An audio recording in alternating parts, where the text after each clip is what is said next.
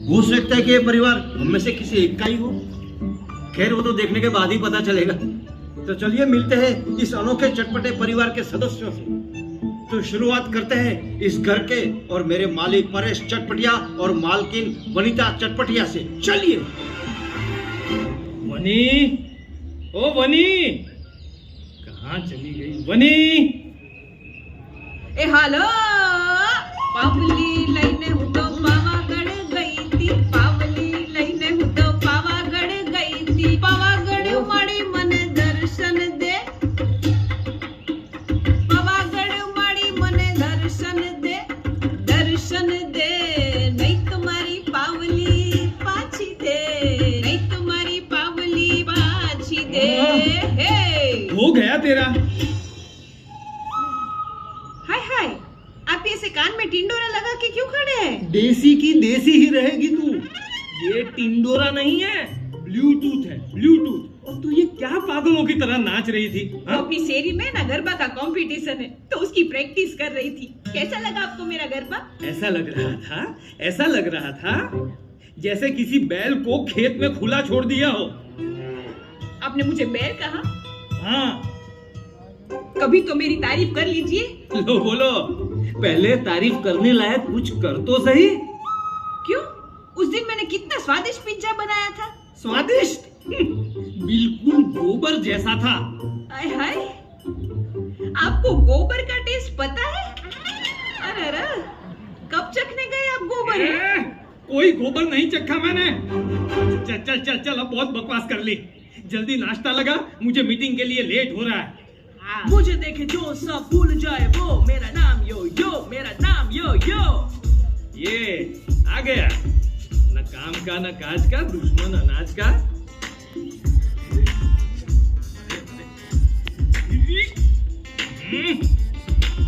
क्या कर रहा है? यो मम्मी, ब्रेकफास्ट रेडी है? हाँ रेडी छे हो योगेश बेटा? योगेश नहीं मॉम, खाली यो। हाँ खाली यो बेटा हो। ओहो मम्मी, खाली यो मतलब ओनली यो, सिर्फ यो। हाँ सिर्फ यो बेटा बस। ओफो मम्मी, आपसे बात करना मतलब टाइम वेस्ट करना है। आप कुछ समझती ही नहीं हो। बिल्कुल सही बोला ब्रो।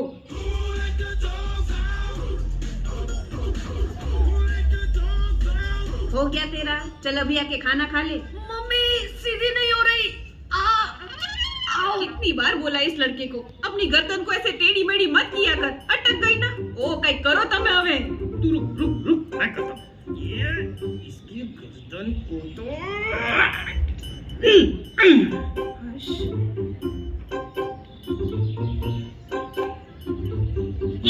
वनिता वाओ, ओ माँ जी धीरे धीरे, मैं बेरी नहीं हूँ। तू बेरी नहीं है, लेकिन मुझे गूंगी करके छोड़ेगी। अरे ये क्या कह रही हो बा? वनीता ने क्या किया? अरे मुझ पे कितने अत्याचार करती है ना, पता नहीं है तुझे। ये देख, ये देख, ये फोन में देख। अरे कितनी अच्छी अच्छी जूस और लस्सी बनाने की रीत बताइए इसकी। मैंने इसको बोला कि दही की मस्त केसर मलाई वाली लस्सी बना, वरना वाइट। ये देख, करेले का जूस बना के दिया। अब ऐसे कड़वे कड़वे जूस पीऊंगी तो मेरी तो बोलती बंद हो जाएगी ना। चल। माँ जी मैंने कोई अत्याचार नहीं किया आप पे, पता है आपको? आपको डायबिटीज है ना, इसलिए डॉक्टर ने ये सब खिलाने पिलाने को बोला। ए झूठी, मेरा डायबिटीज का रिपोर्ट ना पिछले हफ्ते नॉर्मल आ गया था। इससे ना मजा आता है मुझे परेशान करने में। अच्छा, वैसे आप भी कोई मौका नहीं छोड़ती मुझे सुनाने का, समझी ना? आप ये सास बहू का झगड़ा बाद में कर लेना, ठीक है? मुझे लेट हो रहा है। अभी नाश्ते में कितनी देर है ये बताओ। ये बापूजी आए तब ना, पता नहीं कहाँ रह गए। श्याम जी काका को लेने गए थे, अब तक नहीं आए। अरे बैठ गए होंगे किसी के घर टीवी देखने, और क्या। ये कहाँ है? रिमोट कहाँ है? बापूजी, बापूजी, बापूजी, बापूजी, मेरा लैपटॉप गिरते गिरते रह गया बापूजी। गिरा तो नहीं ना? आप कभी सीधे मुंह बात ही नहीं करते। बात करने का टाइम है तेरे पास? अरे अब बाप बेटे अपनी लव करनी बंद करो। और आप श्याम जी भाई को लेने गए थे ना, कहाँ है? हाँ भाई, मेरे साथ ही आए हैं। बाहर वो गरीब बच्चों को खाना खिला रहे हैं, आते ही होंगे। हाँ हाँ। अरे वाह, श्याम जी काका तो एकदम भगवान के मानस है। हाँ ये लो आ गए। आओ आओ। जय स्वामीनारायण श्याम जी काका। जय स्वामीनारायण। जय स्वामीनारायण शोभना बहन। जय स्वामीनारायण वनिता दीकरी। क्रिश योगेश बेटा पैर पकड़। अरे अरे नहीं श्याम जी काका के पैर छुओ। आपको आने में कोई तकलीफ तो नहीं हुई ना? जी बिल्कुल नहीं दिख रहा। सरस। तो श्याम जी काका अब आप जल्दी से क्रैश हो जाइए। मम्मी क्रैश नहीं फ्रेश फ्रेश। हाँ ई जो है फ्रेश। वो क्या है ना श्याम जी काका, ये जीभ को हाड़का नहीं होता ना तो ऐसे ही फिसल जाती है। मम्मी आपको इंग्लिश आती नहीं है तो बोलती क्यों हो? कितनी बार बोला तुझे सिखाने को? सिखाता है तो मुझे। मम्मी ये इंग्लिश सीखना आपके बस की बात नहीं है और मेरे पास इतना टाइम भी नहीं है। हाँ वे बस इंग्लिश मीडियम। चिंता मत करो वनिता दीकरी, धीरे धीरे सीख जाओगी।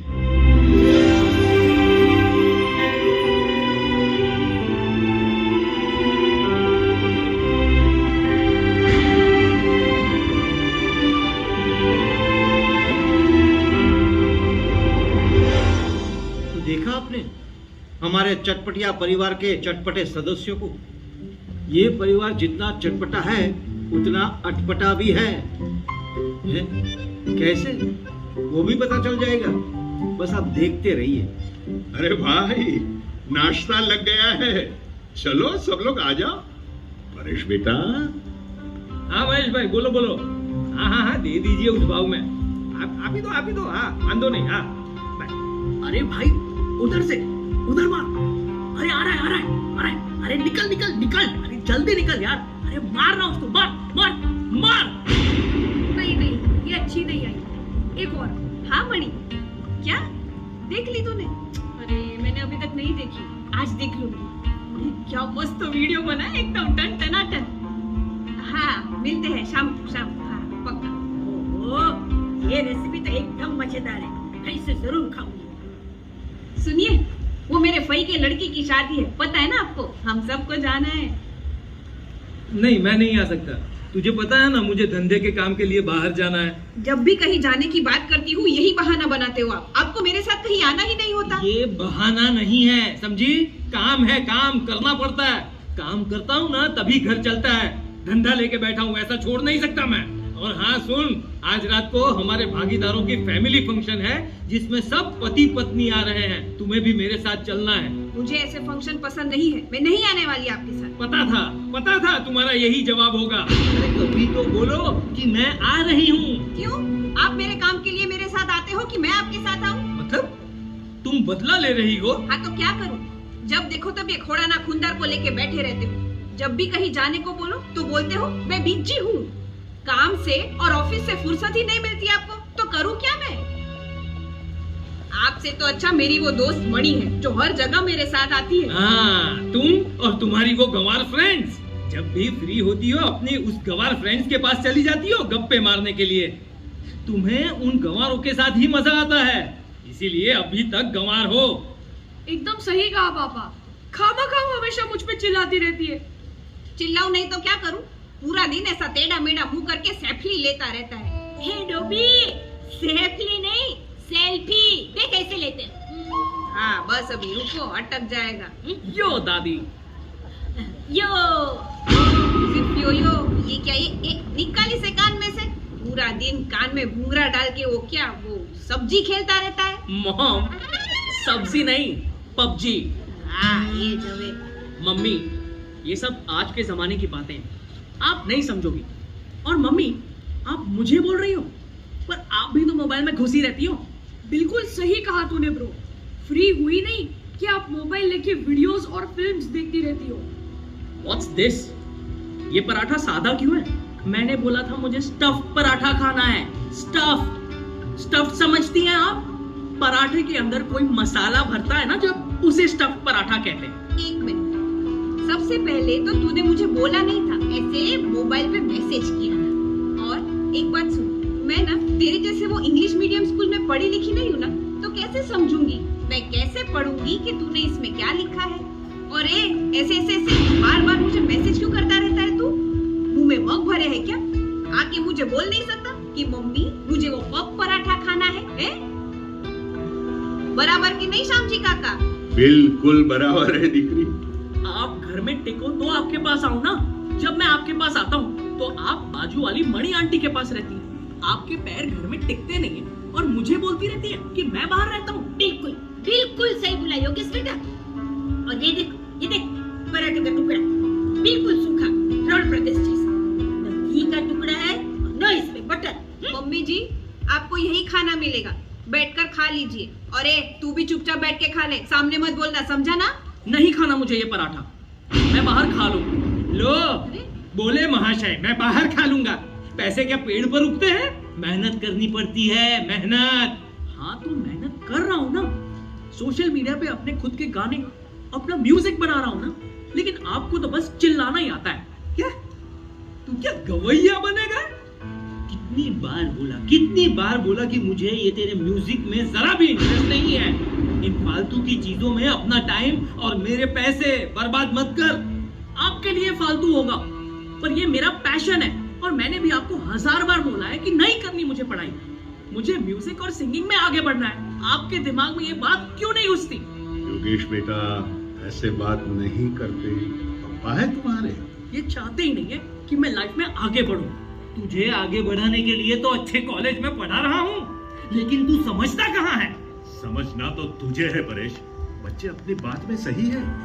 श्याम जी मैं तो इस घर का बड़ा हूँ, मुझे भी कुछ पता नहीं होता कि घर में और धंधे में क्या चल रहा है।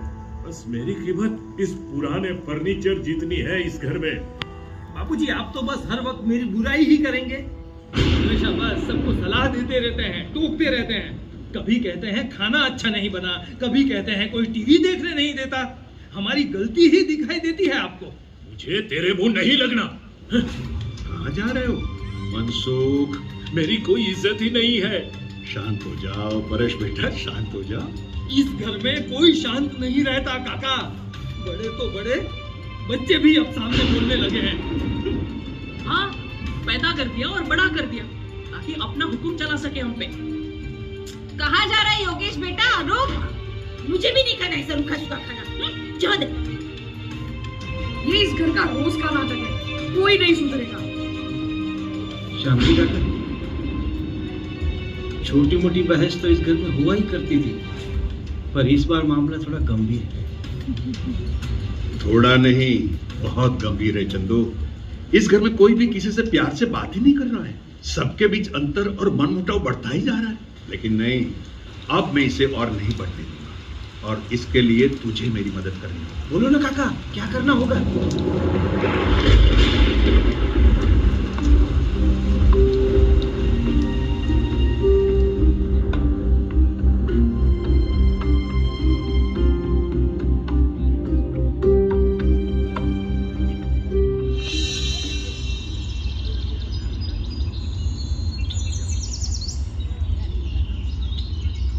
अरे मेरा लैपटॉप मिल नहीं रहा है, किसी ने देखा क्या?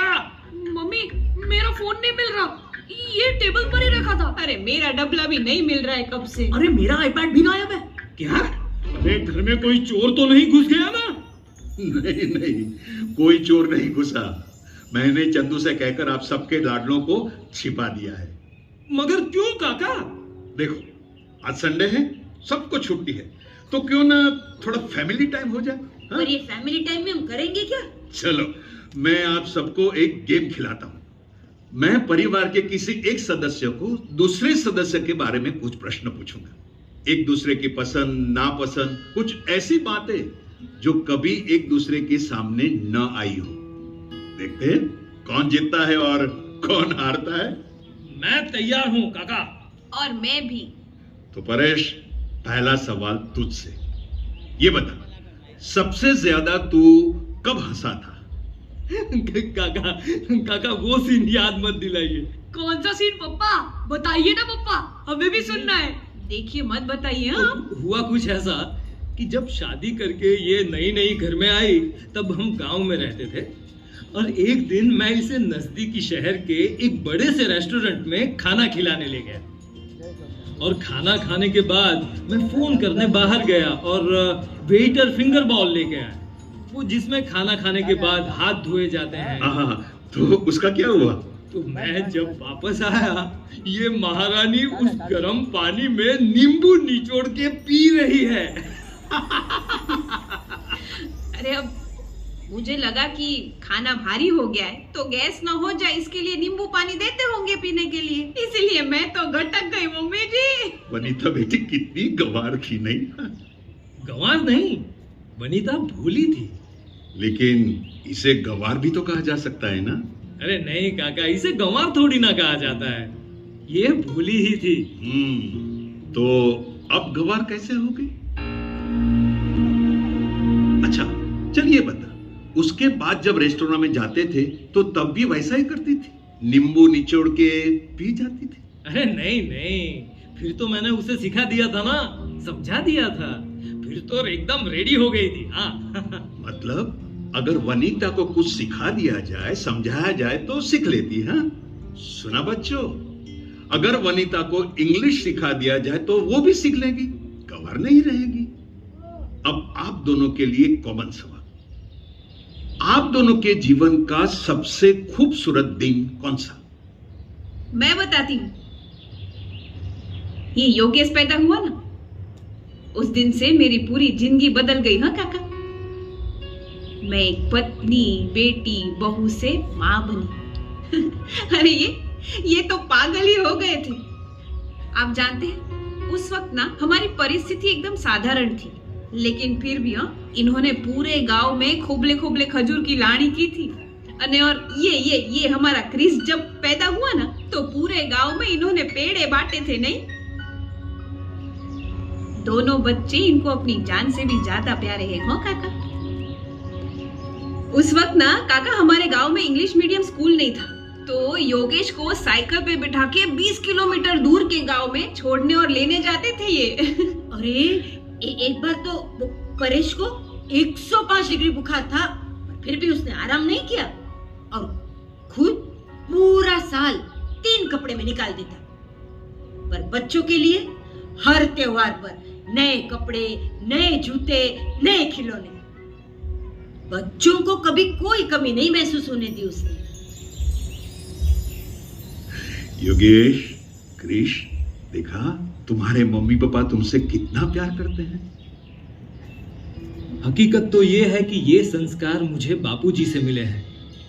उन्होंने भी मुझे अच्छे स्कूल में पढ़ाया और हमेशा सिखाया कि माँ बाप की सबसे कीमती पूंजी उनके बच्चे होते हैं। उन्होंने अपने बचत के सारे पैसे मुझे दे दिए और जब मैंने वो पैसा शेयर मार्केट में लगाया तो मुझसे कोई सवाल नहीं किया कि तू पैसों का क्या कर रहा है। उन्हें मुझ पे पूरा भरोसा था। वो भरोसा आज भी है परेश, आज भी वो तेरे साथ ही खड़े हैं। बस हम भूल जाते हैं कि हमारे चाहने वाले, हमारे अपने लोग हमारे पास ही हैं। हम भूल जाते हैं उन्हें टाइम देना, उनके साथ बैठना, उनसे अपनी बातें शेयर करना, उनकी बातें सुनना। परेश बेटा, पता है वनीता उनकी गंवार दोस्तों के पास क्यों जाती है? क्योंकि घर में उसके साथ कोई बात करने वाला नहीं है। वो पुराने विचार वाली है, लेकिन उसे नए जमाने की बनना है, पर कोई बनाने वाला ही नहीं है। इसीलिए वो अपनी दोस्त मणि और सरोज के पास जाती है, उनसे आज के जमाने के तौर तरीके सीखने। शुभना बहन, उम्र के मुताबिक हम सबको जीभ के चटकारों को भी काबू में रखना चाहिए। आपका डायबिटीज नॉर्मल हुआ, उसका कारण वनीता है। उससे आपकी फिक्र है, इसीलिए वो आपको सब चीजें खाने पीने नहीं देती। आपका डायबिटीज नॉर्मल हुआ है, लेकिन कोलेस्ट्रॉल अभी भी है। वनीता ने यह बात आपको नहीं बताई ताकि आप बेकार का टेंशन न लो। शोभना बहन, एक बात कहूं, वनीता जैसी बहू तो भाग्यशाली सास को ही मिलती है। योगेश बेटा, कृष बेटा, आप लोगों को फरियाद है ना कि मम्मी भी मोबाइल में घुसी रहती है। उसमें वो इंग्लिश सिखाने वाले वीडियोस देखती रहती है ताकि वो भी इंग्लिश बोल सके और उनके बच्चे उनसे ठीक से बात करें, उनके बच्चे उनके नजदीक आए। योगेश बेटा, म्यूजिक का पैशन होना एक बात है और उसे अपना प्रोफेशन बनाना दूसरी बात। तेरे पापा भी चाहते कि तुम अपनी पसंद का ही करियर चुनो, उसी में आगे बढ़ो। लेकिन आज के इस स्पर्धात्मक युग में तेरे जैसे कितने बच्चे होंगे जो म्यूजिक में अपना करियर बनाना चाहते हैं। जरूरी नहीं कि सब सफल हो, इसलिए प्लान बी होना भी जरूरी है। हर पिता सबसे पहले अपने बच्चों के भविष्य के बारे में सोचता है, और तेरे पापा भी उन्हीं में से एक हैं जो अपने बच्चों को प्यार तो बहुत करते हैं, बस दिखा नहीं पाते। और परेश, बिजनेस के पीछे इतना भी मत भाग कि परिवार को समय ना दे सके। तेरे धंधे में बहुत टेंशन है, और उसी टेंशन की वजह से तू घर में सब पे चिल्लाता रहता है। लेकिन तुझे ये भूलना नहीं चाहिए कि ये लोग तेरे क्लाइंट नहीं हैं, तेरे अपने हैं। और सिर्फ स्कूल की फीस भर देने से बच्चों के प्रति जिम्मेदारी खत्म नहीं हो जाती। बच्चों के साथ भी थोड़ा टाइम बिताना चाहिए। और रही बात तेरे बापूजी के डिमांडिंग स्वभाव की, बेटा, उम्र के हिसाब से बुजुर्गों के स्वभाव भी बदलते हैं ना। उनके स्वभाव के साथ आज की पीढ़ी को थोड़ा एडजस्ट करना पड़ता है। आप लोग जब छोटे थे तब उन्होंने भी एडजस्ट किया था ना। अब आपकी बारी है उनके साथ एडजस्ट होने की। और वनिता दिकरी, माना कि तुझे फंक्शन में जाना पसंद नहीं है, पर पति के साथ अगर उसके काम के लिए जाना पड़े तो जाना चाहिए। जब पार्टी में सभी पति अपनी पत्नियों के साथ आते हैं और परेश अकेला होता है, तो सोचा है उसके दिल पे क्या बीतती होगी। बापूजी, मुझे माफ कर दीजिए। वनिता, वो मुझे माफ कर दे बेटा, मैंने तुझे गलत समझा। धन्यवाद श्याम जी, आज तेरी वजह से हमारे बीच की दूरियां कम हो गई। आज तेरी वजह से हम एक दूसरे को और एक दूसरे के प्यार को समझ पाए। तेरा बहुत बहुत धन्यवाद। धन्यवाद मेरा नहीं मनसुख, अगर तुझे धन्यवाद करना है तो प्रमुख स्वामी महाराज का कर। ये सब उन्होंने सिखाया है। वो हमेशा कहा करते थे कि घर में एकता बनाए रखने के लिए एक दूसरे को समझना चाहिए, बड़ा मन रख के एक दूसरे को माफ कर देना चाहिए। लेकिन समस्या यह है कि हम लोग एक दूसरे को समझने का कभी प्रयास ही नहीं करते। बस अपने अपने मोबाइल में या कामों में हम इतने बिजी हो गए हैं कि हमारे बीच बातें ही नहीं होती। ये जो बातें हैं, यही परिवार का हृदय है। यदि हृदय ही टूट जाएगा तो परिवार तो टूटेगा ही ना।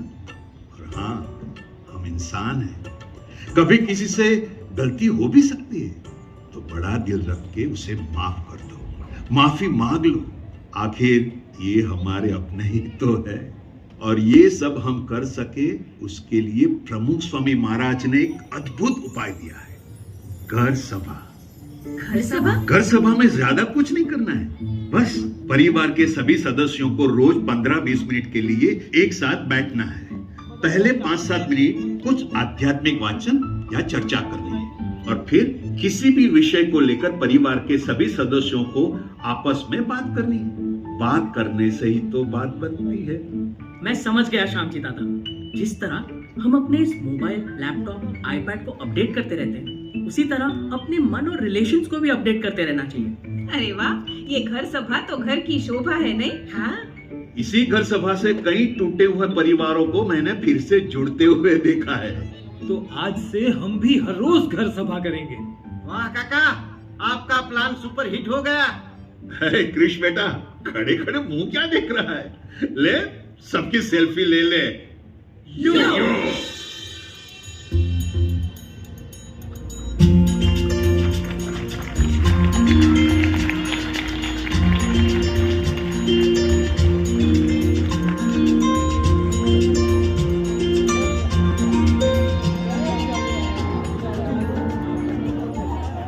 પારિવારિક શાંતિનો રાજમાર્ગ એટલે ઘર સભા ખૂબ સુંદર